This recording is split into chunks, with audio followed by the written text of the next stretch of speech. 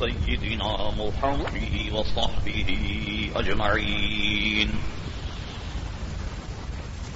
أما بعد فأعوذ بالله من الشيطان الرجيم. بسم الله الرحمن الرحيم. قل للمؤمنين يغضوا من أبصارهم صدق الله مولانا العظيم وصدق رسوله النبي الكريم. إن الله وملائكته يصلون على النبي يا أيها الذين آمنوا صلوا عليه وسلموا تسليما. اللهم صل على سيدنا ومولانا محمد معدن الجود والكرم وآله وبارك وسلم صلاة وسلاما عليك يا سيدي يا رسول الله. محترم حضرات، حمد و صلات کے بعد قرآن مجید فرقان حمید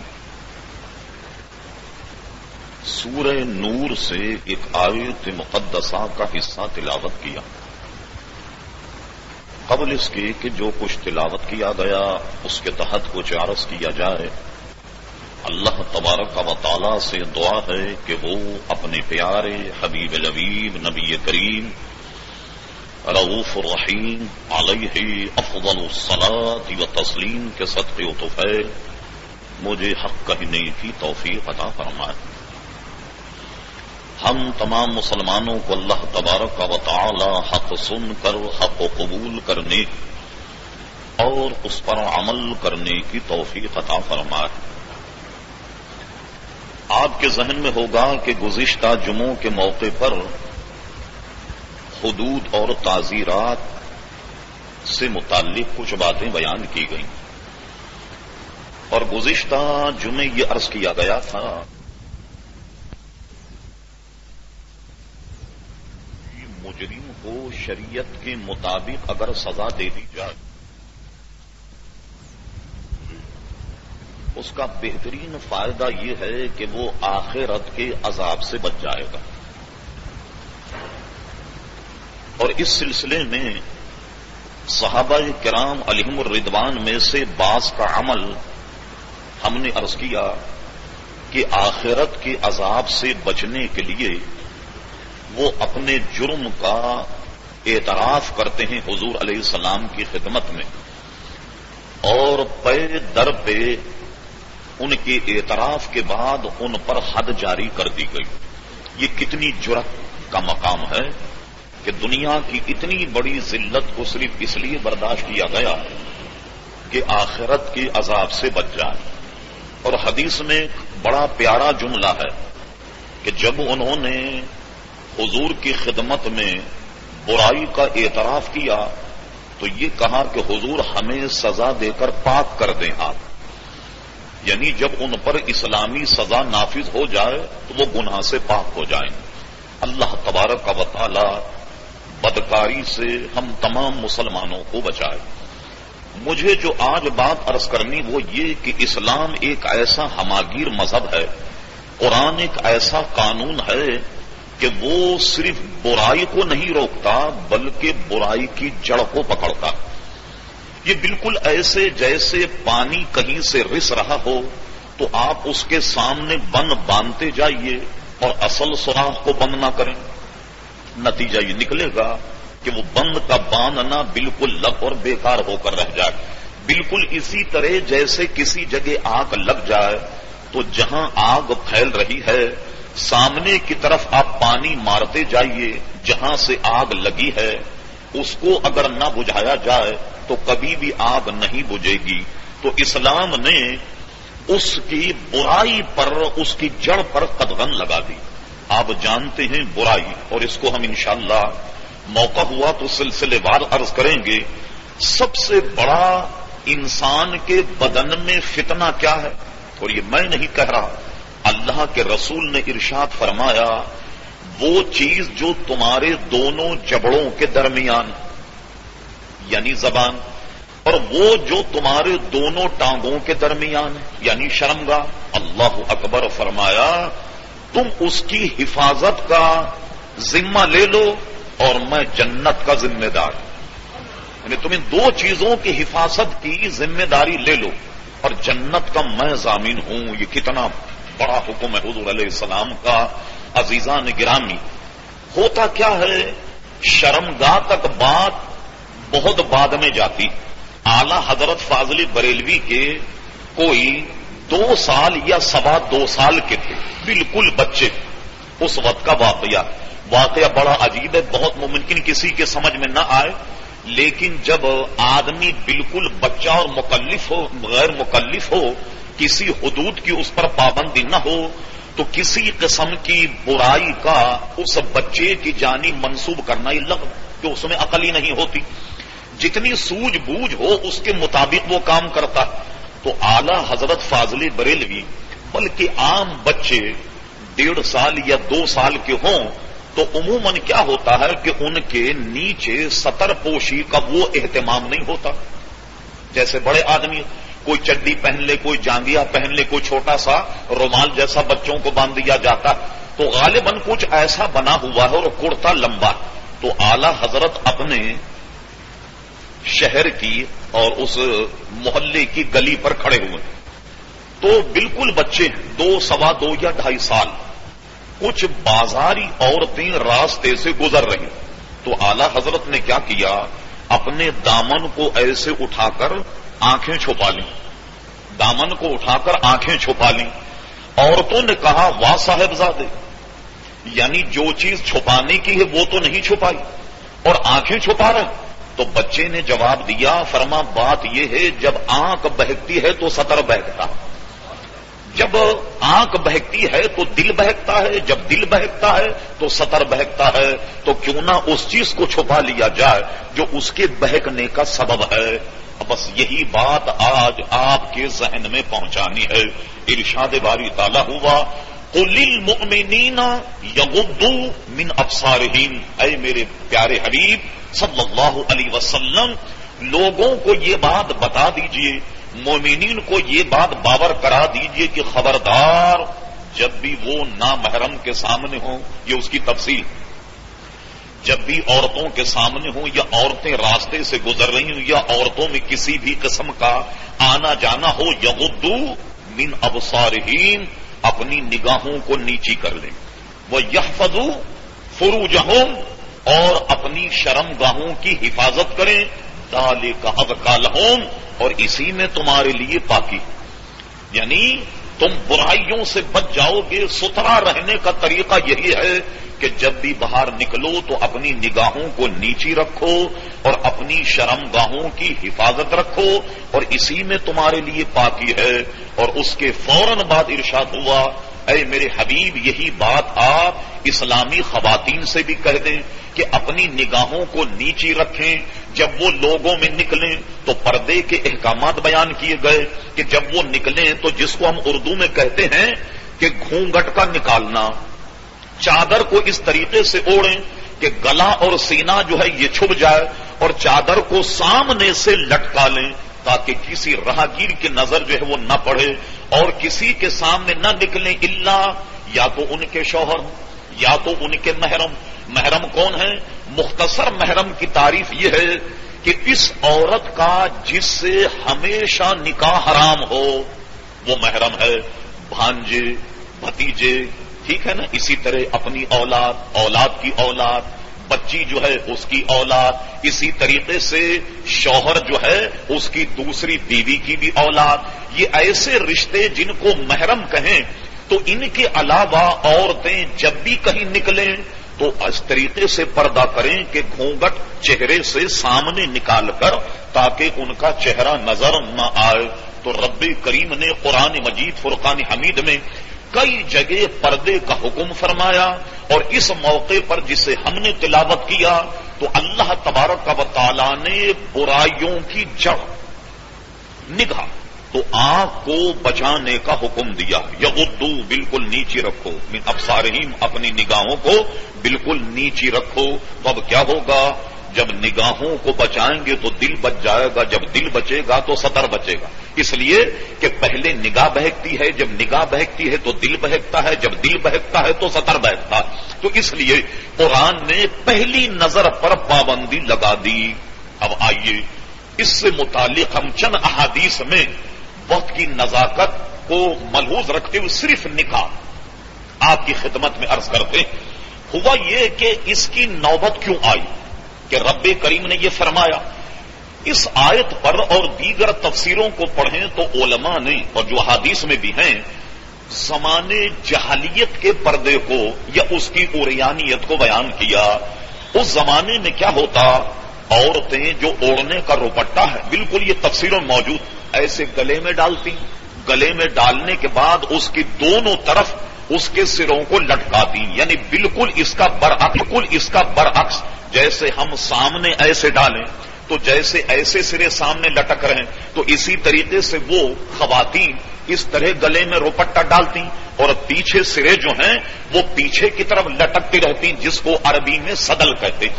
ہمارے یہاں بھی فقہاء نے لکھا کہ اس طریقے سے کوئی صدل کر کے نماز پڑھے کہ دونوں سرے رومال کے لٹک رہے ہوں, اس کو ہمارے علماء نے مکروہ تحریمی, یعنی کسی نے ایسے نماز پڑھ لی یہ نماز اس کی واجب الاعادہ. عموماً رومال ڈالنے والے حضرات اس طرف توجہ نہیں رکھتے تو اس طرح رومال ڈال کر دونوں سرے لٹکتے ہیں اور اسی طریقے سے نماز پڑھ لیں. اس کو ہمارے علماء نے اور فتویٰ اسی پر دیا کہ یہ صدل ہے اور اس طرح نماز پڑھنا مکروہ تحریمی اور واجب الاعادہ. تو خواتین اس کا عکس کرتی, گلے میں رومال ڈالا اور پیچھے اس کے سرے لٹک رہے ہیں. اور علماء نے لکھا یہ صرف اس لیے کہ آپ بس کچھ بند ہے کچھ کھلی گفتگو. سب سے زیادہ عورت میں کپڑا پہننے کے بعد سب سے زیادہ دکھاوی کی چیز کیا ہے, سینے کا ابھار. یہ زمانے جہلیت میں رومال یا روپٹے کو ایسے لٹکا کر یہ خواتین سینے کا ابھار لوگوں کو دکھاتی, اپنی زینت, اپنا بننا چلنا گویا یہ سب کی سب چیزیں دکھائی جاتی. اب کیا ہوا جب اسلام آیا, ظاہر ہے جو خواتین اسلام لے آئیں ان میں تو فطرت کا تقاضا یہ کہ پردہ موجود تھا, یعنی یہ کہ وہ کپڑے اس قسم کے پہنتے تھے کہ بے پردگی نہ ہوتی, لیکن چہرہ پھر بھی لوگ دیکھا کرتے. اللہ اکبر, یہ پہلے مرد مومن ہے جس نے حضور کو مشورہ دیا. حضرت عمر رضی اللہ تعالیٰ عنہ عرض کرتے ہیں یا رسول اللہ صلی اللہ علیہ وسلم, اور یہ اس وقت کی بات ہے جب پردے کے احکامات نہیں آئے. کچھ لوگ ملاقات کے لیے آتے ہیں اور آپ جانتے ہیں کچھ لوگ جب ملاقات کے لیے آئیں تو ان میں کچھ ایسے بھی ہوتے ہیں اور ویسے بھی ہوتے ہیں. تو اب ام المومنین جو ہیں امہات المومنین یہ سامنے بیٹھی ہوتی ہیں, تو اگر آپ انہیں پردے کا حکم فرما دیں تو کیسا رہے گا. نبی کریم علیہ الصلوۃ والسلام نے حضرت عمر رضی اللہ عنہ کی رائے کو سنا. اللہ اکبر, حضرت عمر نے رائے دی اور اللہ تعالیٰ کے یہاں وہ ایسی مستجاب ہوئی کہ قرآن مجید نے پردے کے احکام جاری فرما دیے. امام سیوطی رحمت اللہ علیہ نے 20 کے قریب مقامات اپنی تاریخ میں نقل فرمائے, یعنی تاریخ الخلفاء میں, کہ حضرت عمر جو مشورہ دیتے ہیں وحی الہی ان کی تائید میں نازل ہوتی ہے. تو حضرت عمر رضی اللہ عنہ کی آرا میں ایک رائے یہ تھی کہ یا رسول اللہ صلی اللہ علیہ وسلم آپ انہیں پردے کا حکم فرمائیں. آیت مقدسہ نازل, عورتیں جب بھی کہیں نکلیں تو اس طریقے سے پردہ کریں کہ گھونگھٹ چہرے سے سامنے نکال کر تاکہ ان کا چہرہ نظر نہ آئے. تو رب کریم نے قرآن مجید فرقان حمید میں کئی جگہ پردے کا حکم فرمایا, اور اس موقع پر جسے ہم نے تلاوت کیا تو اللہ تبارک و تعالی نے برائیوں کی جڑ نگاہ تو آنکھ کو بچانے کا حکم دیا. یغضوا بالکل نیچی رکھو من ابصارہم اپنی نگاہوں کو بالکل نیچی رکھو. تو اب کیا ہوگا جب نگاہوں کو بچائیں گے تو دل بچ جائے گا، جب دل بچے گا تو سطر بچے گا. اس لیے کہ پہلے نگاہ بہکتی ہے، جب نگاہ بہکتی ہے تو دل بہکتا ہے، جب دل بہکتا ہے تو سطر بہکتا ہے. تو اس لیے قرآن نے پہلی نظر پر پابندی لگا دی. اب آئیے اس سے متعلق ہم چند احادیث میں وقت کی نزاکت کو ملحوظ رکھتے ہوئے صرف نکاح آپ کی خدمت میں عرض کرتے. ہوا یہ کہ اس کی نوبت کیوں آئی کہ رب کریم نے یہ فرمایا. اس آیت پر اور دیگر تفسیروں کو پڑھیں تو علماء نے اور جو حدیث میں بھی ہیں زمانے جہلیت کے پردے کو یا اس کی عریانیت کو بیان کیا. اس زمانے میں کیا ہوتا، عورتیں جو اوڑھنے کا روپٹہ ہے بالکل یہ تفسیروں میں موجود ایسے گلے میں ڈالتی، گلے میں ڈالنے کے بعد اس کی دونوں طرف اس کے سروں کو لٹکاتی، یعنی بالکل اس کا برعکس. جیسے ہم سامنے ایسے ڈالیں تو جیسے ایسے سرے سامنے لٹک رہے ہیں تو اسی طریقے سے وہ خواتین اس طرح گلے میں روپٹہ ڈالتی اور پیچھے سرے جو ہیں وہ پیچھے کی طرف لٹکتی رہتی، جس کو عربی میں صدل کہتے. ہمارے یہاں بھی فقہاء نے لکھا کہ اس طریقے سے کوئی صدل کر کے نماز پڑھے کہ دونوں سرے رومال کے لٹک رہے ہوں، اس کو ہمارے علماء نے مکروہ تحریمی، یعنی کسی نے ایسے نماز پڑھ لی یہ نماز اس کی واجب الاعادہ. عموماً رومال ڈالنے والے حضرات اس طرف توجہ نہیں رکھتے تو اس طرح رومال ڈال کر دونوں سرے لٹکتے ہیں اور اسی طریقے سے نماز پڑھ لیں. اس کو ہمارے علماء نے اور فتویٰ اسی پر دیا کہ یہ صدل ہے اور اس طرح نماز پڑھنا مکروہ تحریمی اور واجب الاعادہ. تو خواتین اس کا عکس کرتی، گلے میں رومال ڈالا اور پیچھے اس کے سرے لٹک رہے. اور علماء نے لکھا یہ صرف اس لیے کہ آپ بس کچھ بند ہے کچھ کھلی گفتگو. سب سے زیادہ عورت میں کپڑا پہننے کے بعد سب سے زیادہ دکھاوی کی چیز کیا ہے؟ سینے کا ابھار. یہ زمانے جہلیت میں رومال یا روپٹے کو ایسے لٹکا کر یہ خواتین سینے کا ابھار لوگوں کو دکھاتی، اپنی زینت، اپنا بننا چلنا گویا یہ سب کی سب چیزیں دکھائی جاتی. اب کیا ہوا جب اسلام آیا، ظاہر ہے جو خواتین اسلام لے آئیں ان میں تو فطرت کا تقاضا یہ کہ پردہ موجود تھا، یعنی یہ کہ وہ کپڑے اس قسم کے پہنتے تھے کہ بے پردگی نہ ہوتی، لیکن چہرہ پھر بھی لوگ دیکھا کرتے. اللہ اکبر، یہ پہلے مرد مومن ہے جس نے حضور کو مشورہ دیا. حضرت عمر رضی اللہ تعالیٰ عنہ عرض کرتے ہیں یا رسول اللہ صلی اللہ علیہ وسلم، اور یہ اس وقت کی بات ہے جب پردے کے احکامات نہیں آئے. کچھ لوگ ملاقات کے لیے آتے ہیں اور آپ جانتے ہیں کچھ لوگ جب ملاقات کے لیے آئیں تو ان میں کچھ ایسے بھی ہوتے ہیں اور ویسے بھی ہوتے ہیں. تو اب ام المومنین جو ہیں امہات المومنین یہ سامنے بیٹھی ہوتی ہیں، تو اگر آپ انہیں پردے کا حکم فرما دیں تو کیسا رہے گا؟ نبی کریم علیہ الصلوۃ والسلام نے حضرت عمر رضی اللہ عنہ کی رائے کو سنا. اللہ اکبر، حضرت عمر نے رائے دی اور اللہ تعالیٰ کے یہاں وہ ایسی مستجاب ہوئی کہ قرآن مجید نے پردے کے احکام جاری فرما دیے. امام سیوطی رحمت اللہ علیہ نے 20 کے قریب مقامات اپنی تاریخ میں نقل فرمائے، یعنی تاریخ الخلفاء میں، کہ حضرت عمر جو مشورہ دیتے ہیں وحی الہی ان کی تائید میں نازل ہوتی ہے. تو حضرت عمر رضی اللہ عنہ کی آرا میں ایک رائے یہ تھی کہ یا رسول اللہ صلی اللہ علیہ وسلم آپ انہیں پردے کا حکم فرمائیں. آیت مقدسہ نازل ہو گئی، امہات المومنین اور جتنی بھی مسلمان خواتین ہیں وہ سب کی سب پردہ کریں. تو یہ شرف بھی حضرت عمر رضی اللہ عنہ کو حاصل ہوا کہ آپ کے مشورے کا دینا تھا اور وحی الہی نے آپ کی تائید کی اور اس سے پردہ شروع ہو گیا.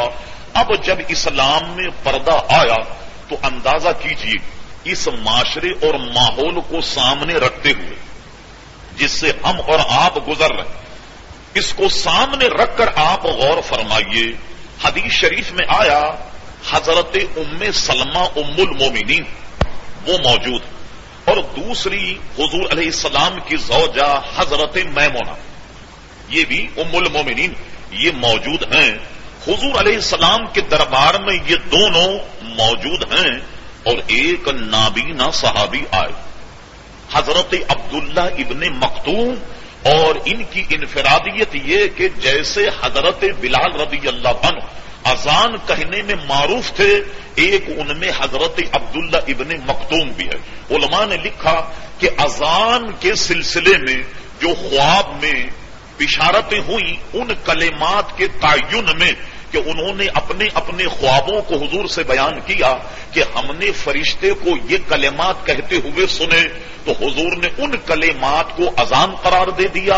ان میں ایک حضرت عبداللہ ابن مکتوم بھی ہیں اور حضور علیہ السلام کے دربار کے مؤذن، یہ دونوں آنکھوں سے نابینا۔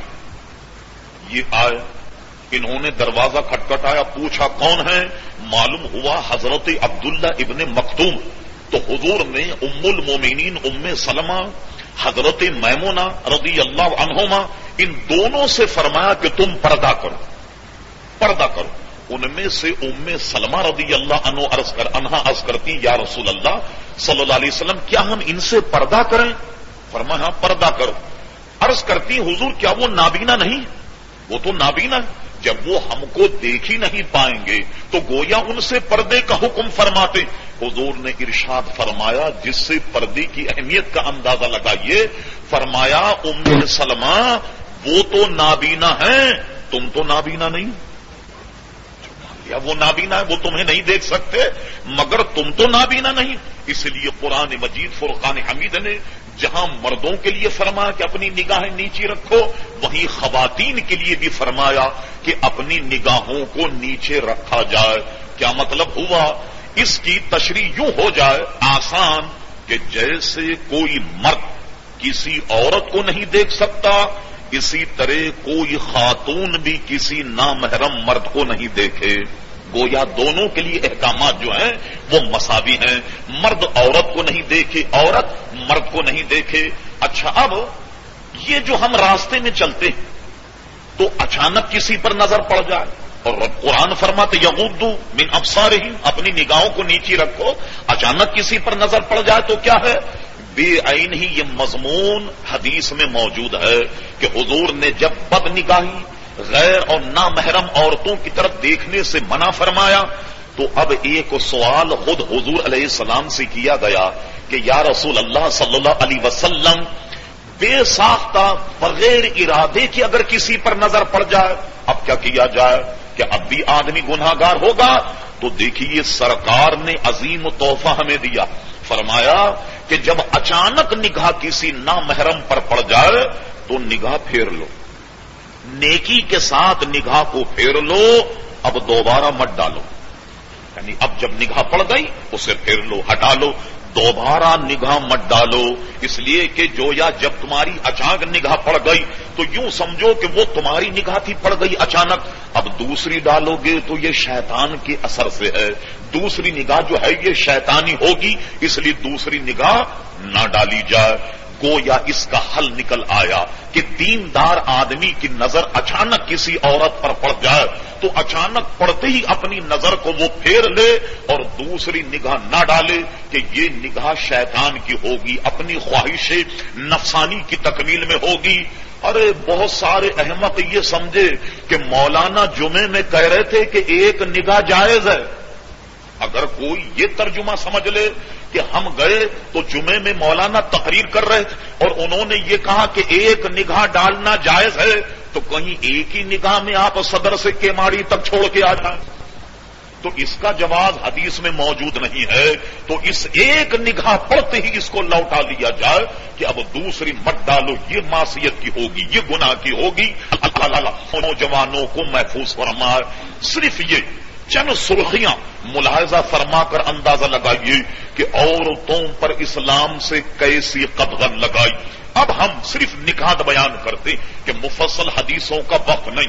سرکار ارشاد فرماتے ہیں کہ بغیر مرد شوہر کی اجازت کے کوئی عورت گھر سے باہر نہ نکلے، سمجھے؟ اور اگر کوئی خاتون بغیر اذن شوہر گھر سے باہر نکل گئی تو شیطان اس کے تعاقب میں لگ جاتا ہے۔ اب بتائیے، شیطان جس خاتون کے تعاقب میں لگ جائے تو اسے گھر میں گھسنے نہیں دے گا یہاں تک کہ کوئی گناہ نہ کروا لے۔ مرد کے لیے فرما خبردار اگر دو خاتون چل رہی ہوں تو بیچ میں مرد کا چلنا نہ جائے، اور خاتون سے فرمایا خبردار تمہارا بیچ راستے میں چلنے کا حق نہیں، کسی شرعی ضرورت کے موقع پر اگر یہ گھر سے نکلیں تو عورتوں کا حق یہ ہے کہ وہ راستے کے کنارے چلیں، راستے کے کنارے چلیں، بیچ راستے کے چلنا گویا یہ مردوں کا حق ہے، خواتین کو چاہیے کہ یہ راستے کے کنارے چلیں۔ اب معاملہ بالکل الٹ ہو گیا، لوگ عورتوں سے بچنے کے لیے خود کنارے چلتے ہیں اور بیچ راستے پر خواتین نے قبضہ کر لیا۔ دیکھ رہے ہیں اب آپ، تو اب یہ سارا معاملہ بالکل الٹ نظر آئے گا۔ کہیں ارشاد فرمایا گیا کہ اگر کوئی خاتون کسی شرعی ضرورت کی وجہ سے گھر سے نکلے تو وہ کپڑوں میں برقعے میں ملبوس ہوگی، یہ کہ وہ بدن پورا چھپائے گی، چہرہ بھی بالکل چھپائے گی، اور کوئی شرعی ضرورت پر نکل جائے، مثلا خدام اگر موجود نہ ہو، گھر کی سبزی کا لانا، شوہر اگر گھر میں موجود نہ ہو، کسی ضرورت سے باہر نکل جانا، کہیں اعزاء کے یہاں پہنچنا، کہیں اعزاء کے یہاں گویا تعزیت کے لیے پہنچنا، کوئی تقریب ہو تو اس میں پہنچنا، لیکن اس میں بھی خواتین پر قدغن ہے کہ وہ برقعے میں ملبوس ہو کر جائیں گی، اور اگرچہ وہاں خواتین ہوں لیکن بدن کا کوئی حصہ نہیں دکھے گا، صرف یہ چہرے کی ٹکلی، یہ ہاتھ کے یہ پنجے، پیروں کے دونوں پنجے، یہاں تک خاتون کو ملبوس ہونا ضروری ہے۔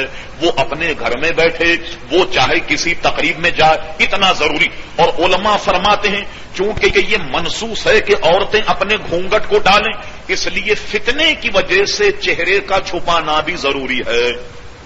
چہرہ اگر کھلا ہو اس سے فتنے کا اندیشہ ہے، اس لیے پورے بدن کو بھی چھپائے اور چہرے کو بھی چھپائے۔ اور لفظ عورت ہی سے سمجھ لیجئے کہ عورت کیا ہے۔ دیکھیے انسان کے بدن میں ناف کے نیچے سے گھٹنے کی سفیدی تک اس علاقے کو فقہا کی اصطلاح میں کہتے ہیں عورت، سطر عورت۔ کیا مطلب ہوا؟ گھٹنے کے نیچے جو سفیدی ہے یہاں سے ناف کے نیچے تک کے حصے کو چھپانا ہر حالت میں مرد پر فرض ہے، فرض ہے اس کا چھپانا۔ ہمارے امام اعظم ابو حنیفہ کے نزدیک یہ ناف کا جو سوراخ ہے اس کا استثناء ہے، یہ سطر نہیں، اس کے نیچے سے گھٹنے کی سفیدی تک۔ اچھا اب اس کا چھپانا ضروری، اور اس کو کیا کہیں گے؟ عورت۔ یہ انسان کے اتنے بدن کا حصہ عورت، اور اس کا تو پورا ہی نام عورت ہے جس پر ہم گفتگو کر رہے ہیں، وہ تو پورے کی پوری اس کا نام ہی عورت ہے۔ کیا مطلب کہ یہ پوری چھپی رہے۔ اللہ اکبر۔ فقہا فرماتے ہیں، تمام کتاب ملاحظہ فرمائے، کوئی خاتون اگر نماز پڑھے، یہ چہرے کی ٹکلی، یہ کلائیاں، پیروں کے جناب پنجے، اس کے علاوہ یہ کان، ایک مستقل سطر عورت، ایک کان، اس کان کا چوتھائی حصہ اگر نماز میں نظر آ جائے تو نماز واجب الاعادہ۔ اب اور اندازہ لگائیے کہ کان کا چوتھائی حصہ، پورا کان اگر نظر آ جائے نماز میں تو نماز کو لوٹائیں گی۔ بلکہ آج کل جو روپٹے چلے ہیں ململ کے، سبحان اللہ، ٹرانسپیرنٹ، پاک اور شفاف، پتہ ہی نہیں چلے کہ روپٹا ہے یا نہیں، ایسے روپٹے کو سر پر اوڑھ کر نماز پڑھی جائے جس سے خاتون کے بال چھلکیں، اس کی سیاہی ظاہر ہو جائے، ایسی نماز کو بھی علماء نے فاسد لکھا۔ اس سے اندازہ لگائیے کہ خواتین کو اپنے بدن کا چھپانا عزیزان گرامی کتنا ضروری ہے، اور یہ ساری چیزیں اب بالکل مفقود ہوتی جا رہی ہیں۔ پورے اب معاملات کو دیکھیے، بالکل مفقود ہوتے جا رہے ہیں۔ یہاں پنجاب کے حضرات کچھ بیٹھے ہوئے ہیں، صرف سمجھانے کے لیے آپ ان سے ذرا پوچھئے، کوئی عورت اگر بیوہ ہو جائے تو پنجاب کی زبان میں کہتے ہیں سر سے ننگی ہو گئی۔ کوئی عورت اگر بیوہ ہو جائے تو کہتے ہیں یہ بیچاری سر سے ننگی ہو گئی۔ بالکل کوئی پنجاب کا آدمی پنڈ سے آئے، آج ہی دیہات سے آئے اور کراچی کی سیر کرے تو ہر عورت سر سے ننگی نظر آئے گی، تو وہ تو دیہاتی آنے والا کہے گا کیا کراچی کی ساری عورتیں سر سے ننگی ہو گئیں؟ کیا یہ ساری عورتیں بیوہ ہو گئیں؟ تو آپ اندازہ لگائیے کہ روپٹ اب شاخ، پردہ اب شاخ، کہیں دیکھیے کسی تقریب یا کہیں تو آپ کو اکثریت بغیر پردے اور بے پردے کی اکثریت ملے گی، با پردہ کتنی خاتون نظر آئیں گی؟ چند۔ اور وہی جو دیندار قسم کے گھرانے کی ہے.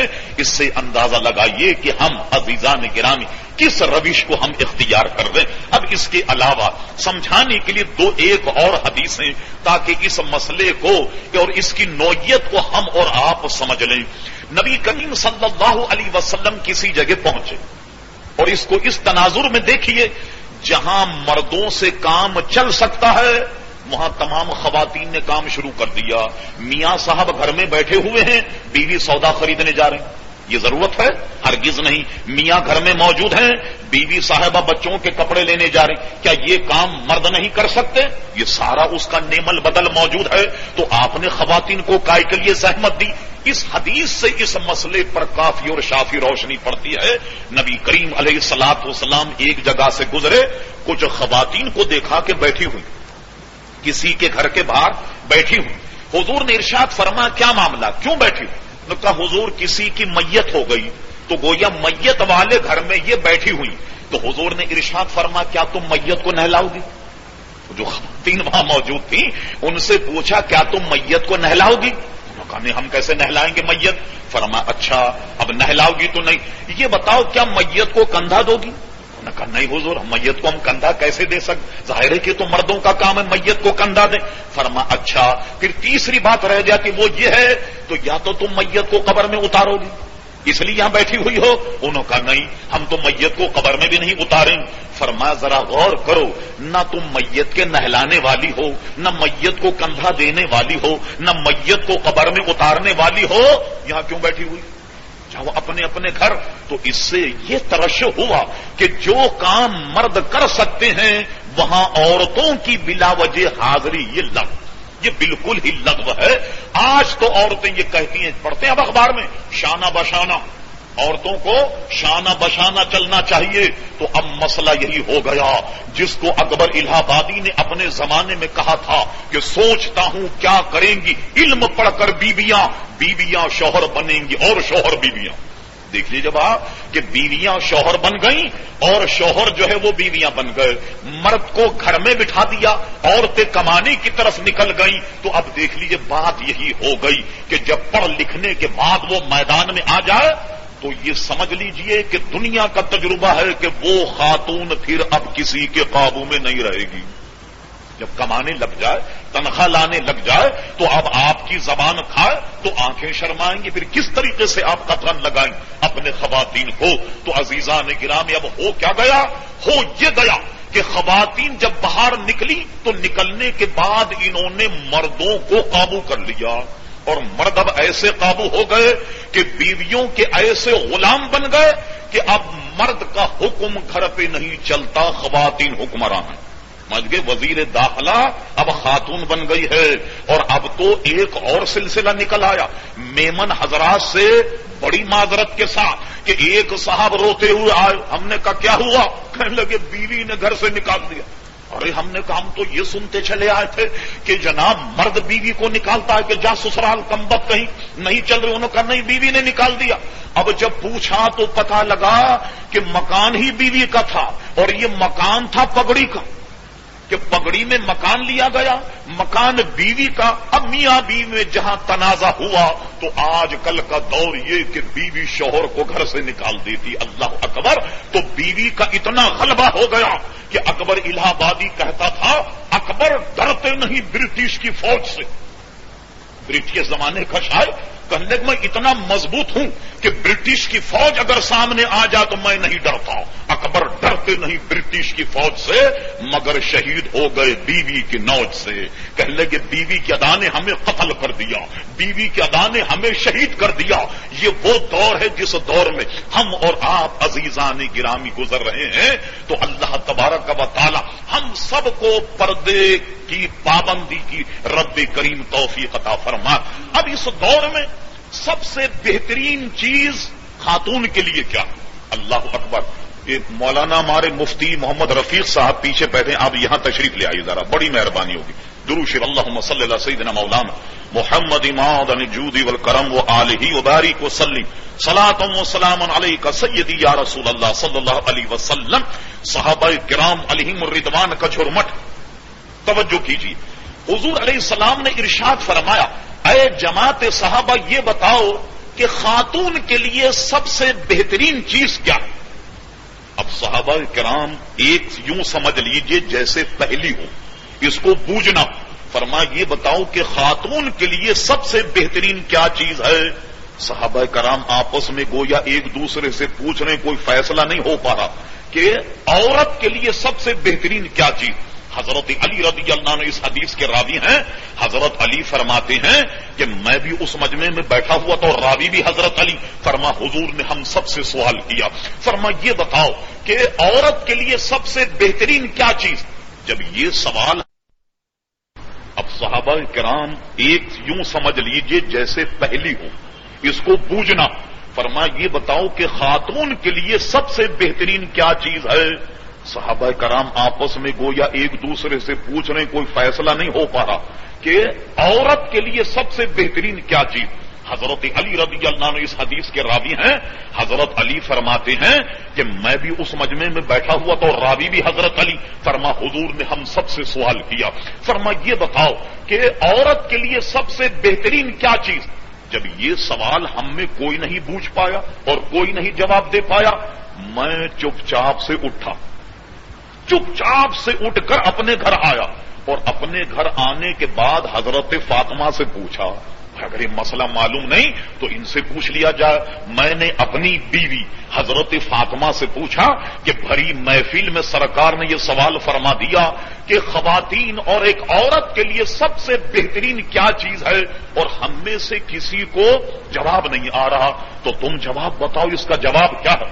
اللہ اکبر. حضرت فاطمہ رضی اللہ تعالیٰ عنہ فرماتی ہیں کہ خاتون کے لیے سب سے اچھی چیز یہ ہے کہ وہ نہ کسی مرد کی طرف دیکھے، نہ کوئی مرد اس کی طرف دیکھے. نہ عورت جو ہے وہ نہ کسی مرد کی طرف دیکھے اور نہ کوئی مرد اس عورت کی طرف دیکھے. کیا مطلب کہ عورت جو ہے وہ کسی مرد کو نہ دیکھے، لیکن عورت بھی بلا وجہ نمائش نہ بنے، عورت بھی بلا وجہ تماشا نہ بنے کہ گویا لوگ اس کی طرف دیکھیں. سب سے بہترین چیز عورت کے لیے یہ ہے نہ وہ کسی مرد کو دیکھے نہ مرد اس کی طرف دیکھے. حضرت علی فرماتے میں فوراً اس نشست میں واپس آ گیا جہاں اس مسئلے پر بحث اور ابحاث جاری. میں آ کر کے بیٹھ گیا اور میں نے عرض کیا کہ میں بتاتا ہوں مسئلہ. کہا حضور صلی اللہ علیہ وسلم عورت کے لیے سب سے بہترین چیز یہ ہے کہ وہ کسی مرد کی طرف نہ دیکھے نہ مرد اس کی طرف دیکھے. اللہ اللہ، چشمان نبوت صلی اللہ علیہ وسلم جانے کہاں کہاں کی خبر رکھتی ہیں. جب حضرت نبی کریم علیہ السلام نے حضرت علی سے یہ سنا تو ارشاد فرمایا فاطمہ میرے جگر کا ٹکڑا ہے. اللہ اکبر. پہنچ گئے کہ یہ مسئلہ ضرور تمہیں فاطمہ نے بتایا، حالانکہ انہوں نے اس کا اظہار مجمع میں نہیں کیا اور کہا حضور میں بتاتا ہوں مسئلہ یہ ہے کہ خاتون کے لیے سب سے بہتر یہ ہے کہ نہ مرد گویا نہ وہ مردوں کی طرف دیکھے نہ مرد اس کی طرف دیکھے، نہ یہ مرد کی طرف دیکھے نہ یہ نمائش بنے کہ مرد اس کی طرف دیکھیں. یہ مسئلہ خاتون کے لیے سب سے بہترین ہے. حضور نے یہ جملہ سن کر ارشاد فرمایا فاطمہ میرے جگر کا ٹکڑا ہے. علی یہ بات تم نے اپنے علم و دانی سے نہیں کہی، یہ بات تو تمہیں میری بیٹی نے بتائی. حالانکہ اس بات کا تذکرہ نہیں ہوا تو یہ ہے چشمان نبوت صلی اللہ تعالی علیہ وسلم. عزیزان گرامی، اب نتیجہ یہ نکلا بغیر ضرورت عورت کا باہر نکلنا یہ غیرت اسلامی کے منافی ہے. لیکن یہ بتائیے یہ جو عورتیں کر رہی اس میں آپ کی کچھ ذمہ داری ہے یا نہیں؟ کیا آپ تعدیب نہیں کر سکتے؟ کیا آپ اپنی گھر کی خواتین کو نہیں سمجھا سکتے؟ کیا آپ خاتون کو یہ نہیں بتا سکتے کہ نماز پڑھنے میں کون سے مقام کا چھپانا ضروری؟ کیا آپ اپنی خاتون یہ نہیں کہہ سکتے کہ میں سودا لے کر گاؤں گھر میں رہی؟ کیا آپ اپنی خاتون کو نہیں سمجھا سکتے کہ بے پردے جانا گھومنا اس طریقے سے گناہ؟ جہاں خواتین کی ذمہ داری ہے وہیں 50% مردوں کی ذمہ داری. لیکن آپ کا حال کیا ہے؟ ہمارا اور آپ کا حال اس کو بھی اکبر الہ آبادی کی زبانی سنیے. ایک زمانہ ہندوستان میں یہ تھا، اور دیکھیے میں کوئی تیر نہیں مار رہا، حیدرآباد دکن کا میں رہنے والا، وہاں کا پردہ ملاحظہ فرمائیے. اللہ اکبر. اور یہ نہیں کہ آج تک وہ پردہ قائم ہو یہاں, نہیں, وہاں سے آن کر لوگ وہ بھی بھول گئے. آپ کو حیرت ہوگی کہ عورت اگر ٹانگے میں بیٹھے, رکشے میں بیٹھے تو رکشے پہ پردہ. خاتون گھر سے نکل کر جب رکشے میں آئے تو ادھر گلی میں 2 آدمی پردہ لے کے کھڑے ہوں اور ادھر گلی میں 2 آدمی پردہ, یعنی اس کو گلی میں سے گزرتا ہوا بھی کوئی نہیں دیکھے. اچھا, جس کے یہاں وہ مہمان جائے تو رکشا ڈرائیور, گھوڑا گاڑی والا پہلے دروازہ کھٹکھٹائے کہ بھائی کیا مسئلہ ہے, صاحب خانہ نکل کر آئے, یہ گوشہ کروائیے. یہ صاحب خانہ کا فرض ہے کہ وہ دونوں طرف چادر لگوائے, گلی کے اس طرف بھی اس طرف بھی, تب جا کر کے خاتون اندر آئے.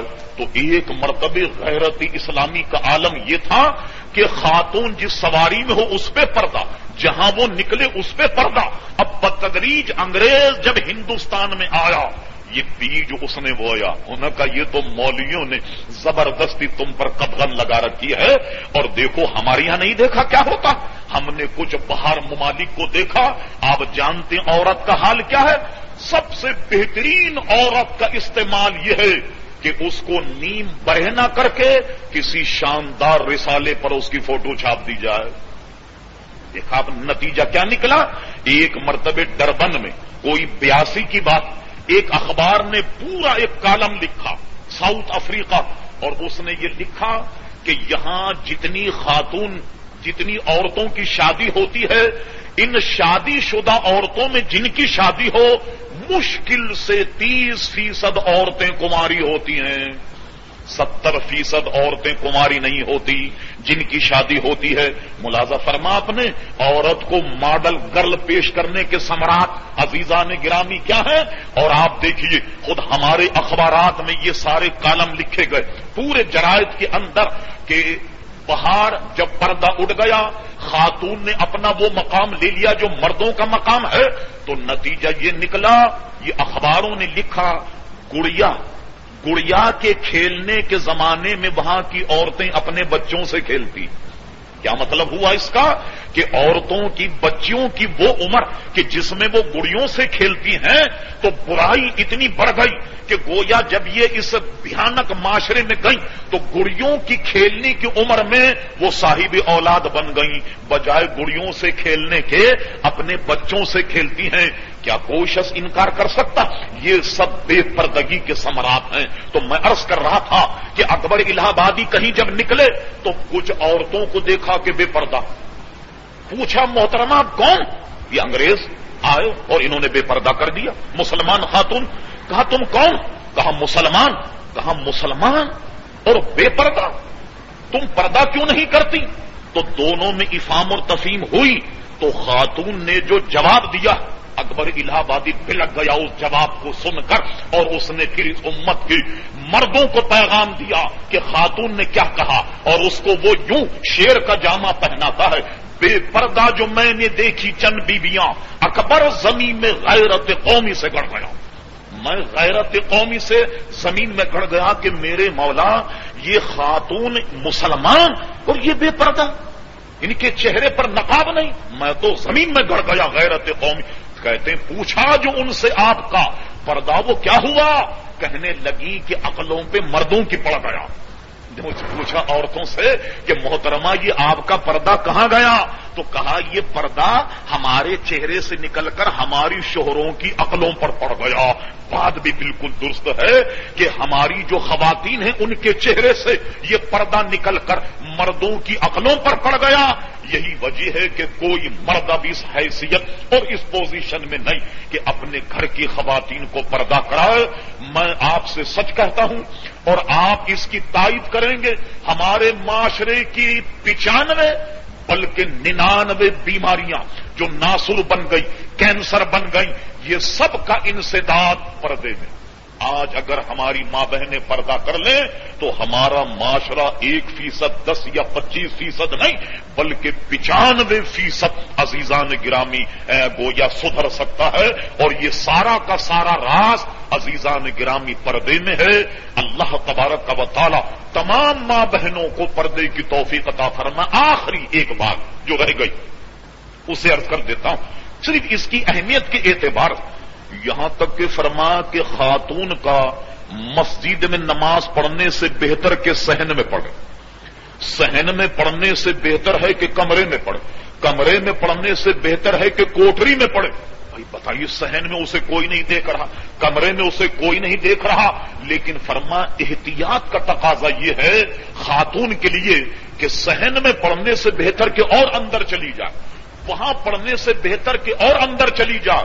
آپ کو سن کے تعجب ہوگا اور یقین نہ آئے تو کسی منجے ہوئے عالم و مفتی سے پوچھ لیجئے، عورتوں کا حرم شریف میں نماز پڑھنا بھی صحیح نہیں، بیت اللہ شریف میں بھی نماز پڑھنا صحیح نہیں، مسجد نبوی میں بھی نماز پڑھنا درست نہیں۔ اگر کوئی خاتون حج کے لیے جائے وہ حرم میں نماز نہ پڑھے بلکہ گھر میں نماز پڑھے، اس کو وہیں زیادہ ثواب ہے۔ ہاں طواف کر سکتی، صفا مروہ کی صحیح کری، تمام احکامات بجا لائی۔ اسی طریقے سے مسجد نبوی میں نماز پڑھنا خاتون کو چاہیے کہ بجائے مسجد کے اپنے حجرے اپنے مکان میں نماز پڑھے کہ یہاں سے بہتر ہے وہاں نماز پڑھنا۔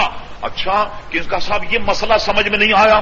بتائیے، مسجد نبوی میں نماز پڑھنے سے روک رہے، حرم شریف میں نماز پڑھنے سے روک رہے۔ ہم نے کہا بہت آسانی سے سمجھ جائیں گے آپ۔ یہ بتائیے کہ حضور نے فرمایا کہ خاتون مسجد میں نماز نہ پڑھے گھر میں پڑھے، یہ کہاں فرمایا تھا؟ جاپان میں فرمایا تھا؟ کہاں فرمایا تھا؟ ہندوستان میں، بمبئی میں کسی جلسے سے خطاب کیا؟ ارے حضور نے یا تو یہ حکم مدینے میں دیا یا یہ حکم مکہ مکرمہ میں دیا۔ اب غور کیجئے، جب وہاں خواتین پر گھر میں نماز پڑھنا حرم میں نماز پڑھنے سے بہتر ہے، تو اب اس سے اس پردے کا عزیزان گرامی اندازہ لگا لیجئے۔ اور خاص بات کہ جب حج کا موقع ہو تو خاتون کو چہرہ چھپانے منع، وہ چہرہ نہیں چھپائے گی ورنہ دم ہو جائے گا، بڑا امتحان کا موقع۔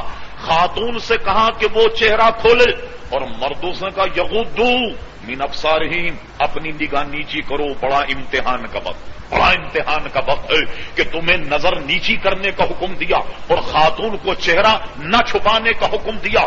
اعلی حضرت فاضل بریلوی سمجھاتے یوں سمجھ لو کہ کسی کی بغل میں شیر کا بچہ ہو کہ کوئی مرد اس کی طرف دیکھے تو شیر اس کے چمٹ جائے، تو کوئی مرد ہے کہ جو اس خاتون کی طرف نظر دوڑا کر دیکھے تو احکام الہی کا پھر کیا حال ہوگا؟ احکام الہی کو بجا لانے کے لیے اپنی نگاہوں کا تحفظ عزیزان گرامی بہت ضروری ہے۔ اور قرآن اور سنت آدمی کو وہاں سے پکڑتا ہے، اس جڑ اور بنیاد سے جو برائی پھیلنے کی جگہ ہے۔ رب کریم اسلامی پردہ ہمارے معاشرے میں اجاگر فرما دے۔ وما علینا الا البلاغ۔